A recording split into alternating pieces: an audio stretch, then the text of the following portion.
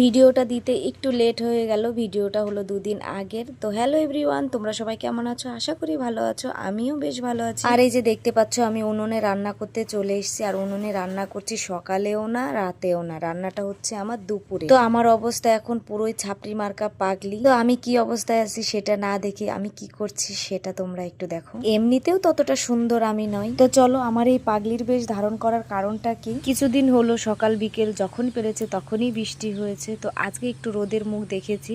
আর ঘরে হয়েছে আমার অনেক অনেক জামা কাপড় জমা, বাড়িতে বাচ্চা থাকলে যা হয়। আর সকালে হালকা পান্তা ভাতের ব্রেকফাস্ট করে নিয়েছি, তারপরে শুরু করে দিয়েছি ধোয়া কাচা। আর এই যে দেখতে পাচ্ছ আমি মেলে দিয়েছি, আর এত হাওয়া দিচ্ছে বারবার পড়ে যাচ্ছে, আর আমি রান্না বাদ দিয়ে এগুলো তুলে দিচ্ছি। আর তারপরে দেখলাম উনুনে রান্না না করতে করতে উনুনটা ভিজে উঠছে, তাই ভাবলাম যে আজকে একটু উনুনেই রান্না করি। আর আজকের আমার মেনুতে ছিল আলু উচ্ছে দিয়ে ওই যে কি মাছ, ওই মাছটার নাম আমি জানি না, তো যাই হোক ওই মাছের চচ্চড়ি। আর এখানে জামা কাপড় মেলতে এসে দেখি ভালোই টক শাক হয়েছে। তো তোমরা এই শাককে কি বলো আমি অত জানি না। আর তোমরা এই শাকগুলো কে কে খেতে ভালোবাসো আমাকে কমেন্টে জানিও। আমি তো একদমই ভালো খাই না। এটা হলো আমার বরমশাই আর ননদ খুব ভালো খায়, ওই জন্যে তুলে নিয়ে আসলাম। আর একটু আমার ড্রেসটার সম্বন্ধে বলছি। সব জামা কাপড় ধুয়ে দিয়েছি বলে পরার কিছু ছিল না, তাই এটা পরেছি। আর এই জামাটা আমাদের বাড়িতে কোনো গেস্ট আসলে তাদের আমি এইটা দিই পরার জন্য। আর এই ড্রেসটা পরে আমাকে কেমন লাগছে তোমরা কমেন্টে অবশ্যই জানিও। এদিকে আমার রান্নাও কমপ্লিট। তো প্রচন্ড খিদে পেয়ে গেছে, পরে কথা হবে।